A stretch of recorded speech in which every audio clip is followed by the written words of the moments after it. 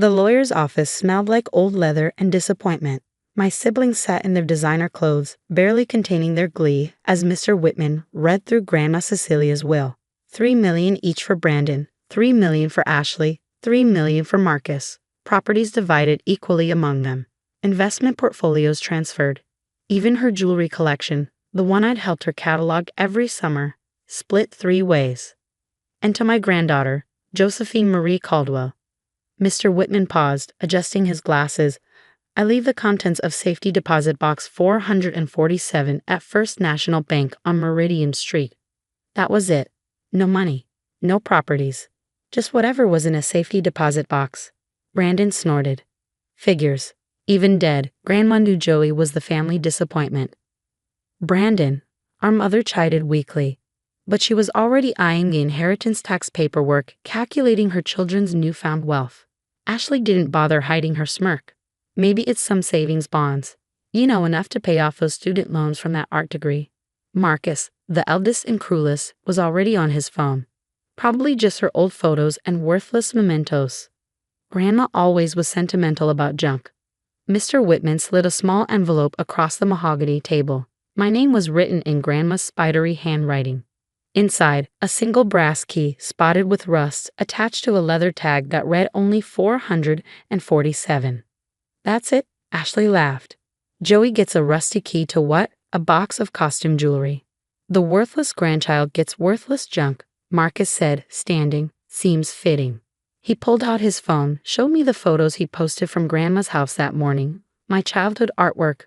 Photos of me with Grandma, letters I'd written her from college. All burning in the backyard fire pit. Cleaned out your old room, he said casually, made space for my home office. Grandma's house is mine now, after all. I fingered the key, staying silent. Let them talk. Let them gloat. Let them sign every document Mr. Whitman placed before them with eager, greedy fingers. Miss Caldwell, Mr. Whitman said quietly when my siblings were distracted with their windfall. The bank closes at 5. You might want to visit sooner rather than later. Something in his eyes, a flicker of knowledge, maybe amusement. I nodded once. The funeral was that afternoon. A lavish affair my siblings had planned to showcase their newfound wealth. Brandon gave a speech about family legacy while wearing a new Rolex. Ashley dabbed at dry eyes with a handkerchief that cost more than my rent. Marcus talked about preserving Grandma's memory while living in a house where he burned my photos. I sat in the back, the rusty key heavy in my pocket. After the service, relatives I hadn't seen in years suddenly remembered I existed. Joey dear, I heard about the will. Aunt Patricia cooed with false sympathy. So unfair. But then you were never really close to Cecelia, were you? She left me what she wanted me to have, I said simply. A key? Uncle Robert laughed. To what? Her cookie jar. I smiled, said nothing, and left early. Let them gossip. Let them pity poor Joey with her art degree and her rusty key. First National Bank on Meridian Street was an old building, the kind with marble columns and tellers who knew your name. Mrs. Chen at the safety deposit desk smiled when she saw me. Miss Caldwell, we've been expecting you. She took the key, examined it. Box 447. Your grandmother was very specific about the instructions for this box. Instructions? She led me to the vault, past rows of identical boxes. She said you come alone. Said you come after the others had signed everything. Her eyes twinkled. She also said you'd understand why when you opened it. Box 447 was larger than I'd expected. Inside 3 things. 1. A manila envelope, thick with documents. 2. A leather journal, worn and familiar. 3. Another key, modern, silver, attached to a tag with coordinates. I opened the journal first, recognizing it immediately. Grandma's investment diary, the one she kept religiously for 60 years. The one my siblings claimed never existed when they ransacked her study looking for financial records. The final entry was dated a week before her death. My dearest Joey, by now your siblings have gleefully divided what they believe is my entire estate. Let them. The money I left them is real, enough to keep them satisfied and stupid. What they don't know is that the millions they receive represent exactly 15% of my actual wealth. You see, my darling girl, while your brothers and sisters spent their visits asking about my will and checking my bank statements, you spent yours asking about my life. While they cataloged my possessions, you cataloged my stories, And in those stories, I told you everything. Remember the tale about your grandfather's foolish investment in that little Seattle coffee company? The one your father laughed at. Starbucks turned those worthless shares into quite a fortune. Remember when I told you about buying useless land in Austin back in the 70s? The parcels your siblings called Grandma's dirt collection? That dirt is now in the heart of the tech district. The key you're holding opens more than a box, Joey. It opens the door to everything I really owned. Everything I kept hidden from grasping hands and greedy hearts. The documents in this box will lead you to 47 commercial properties across 7 states. Investment portfolios worth approximately $280 million. Art collections in climate control storage, yes, including the monet your brother said was fake. The vineyard in France your sister claimed I invented. The publishing rights to your grandfather's patents. And the crown jewel, the 1,800-acre ranch in Montana where I taught you to ride. All held in trust, all in companies they never knew existed, all waiting for the only grandchild who loved me for me, not my money. There's one condition, my dear. You must never share this wealth with your siblings. Not out of cruelty, but because they've already shown you who they are. Brandon burned your memories. Ashley mocked your dreams. Marcus destroyed what you loved. They chose their inheritance. Now choose yours. The silver key leads to the ranch. Your real inheritance isn't money, Joey, it's freedom. The freedom to create, to live, to be exactly who you are without apologizing to anyone. All my love, Grandma Cece. P.S. Mr. Whitman has been my lawyer for 40 years. He's the only one who knows the truth. Trust him. He has instructions to help you claim everything properly and quietly. P.P.S. The rusty key? It's from my first apartment, the one where I started with nothing. I kept it to remember that wealth isn't what you're given. It's what you build. You, my dear, have been building all your life. I sat in that small vault room and cried. Not from grief, I'd done that already, but from the sheer magnitude of her faith in me. While everyone else saw the struggling artist, the unmarried granddaughter, the one who couldn't afford designer clothes or fancy cars, Grandma saw the truth.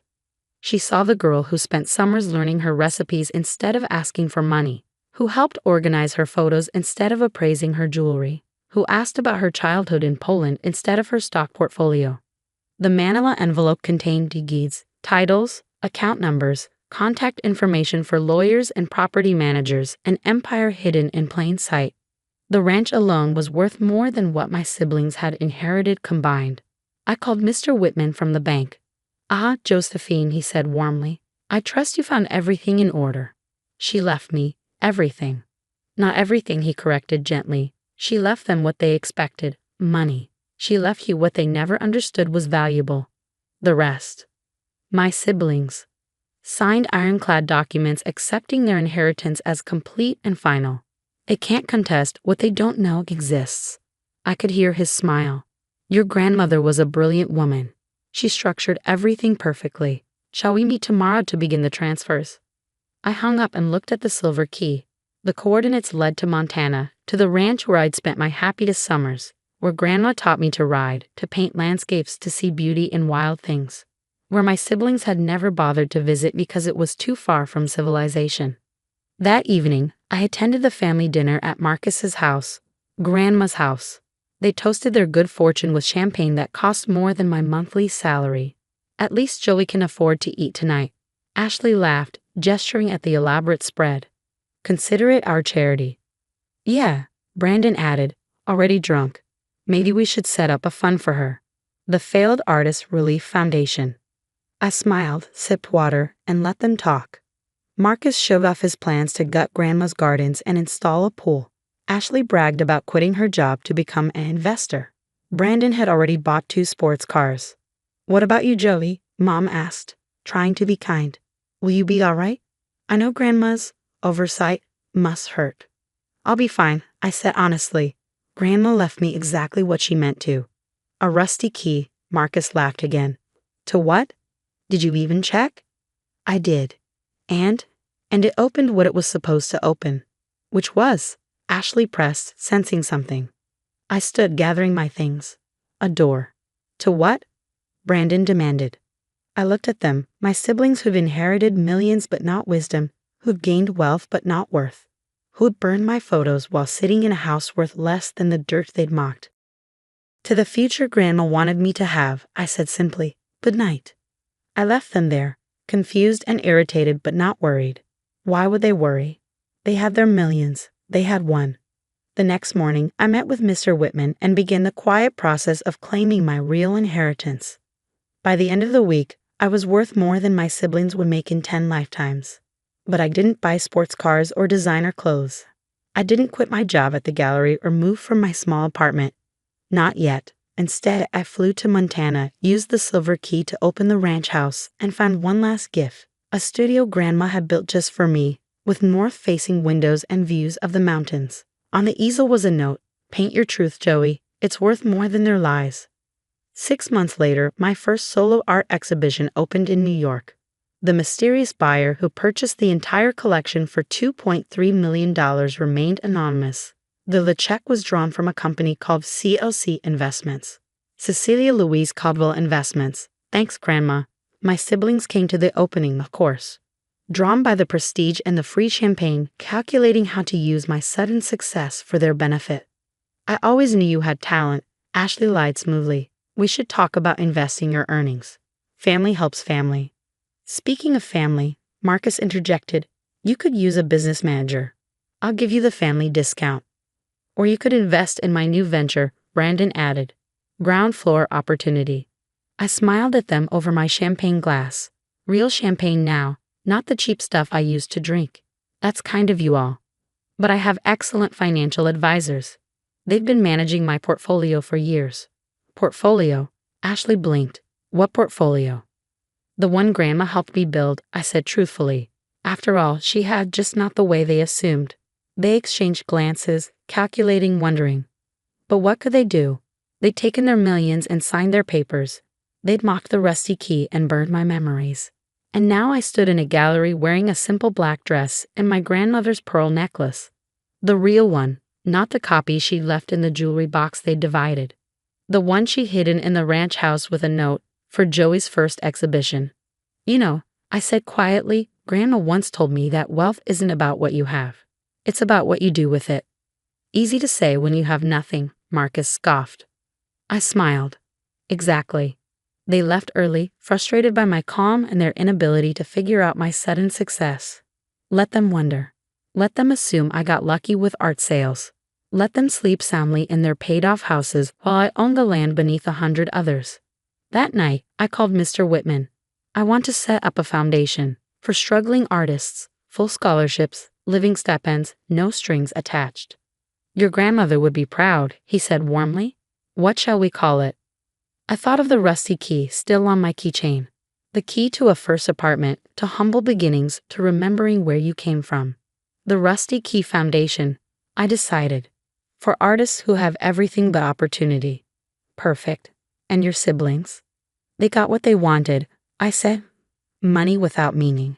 Wealth without wisdom. Exactly what they deserve. I hung up and looked at the gallery walls, now empty of my paintings but full of promise. Tomorrow, I'd fly back to Montana. I had a ranch to run, properties to manage, a fortune to shepherd.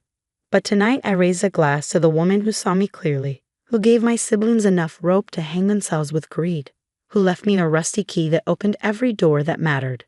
Thanks, Grandma, I whispered, for knowing the worthless grandchild was worth everything. Somewhere in her house, Marcus slept soundly, never knowing he lived in the smallest property in Grandma's true portfolio. Ashley dreamed of investments, ignorant that her millions were pocket change compared to the accounts she'd never known existed. Brandon polished his sports cars, oblivious that I owned the dealership where he bought them. And I held a rusty key and smiled. Because Grandma was right, they'd chosen their inheritance, cash they could count and spend and waste. She'd left me something better, everything else. The key to her first apartment, the deed to an empire, the knowledge that being the worthless grandchild had made me the only one worthy of her real trust. $3 million had bought my siblings' silence, their signatures, their willingness to write me off. It was the best investment Grandma ever made.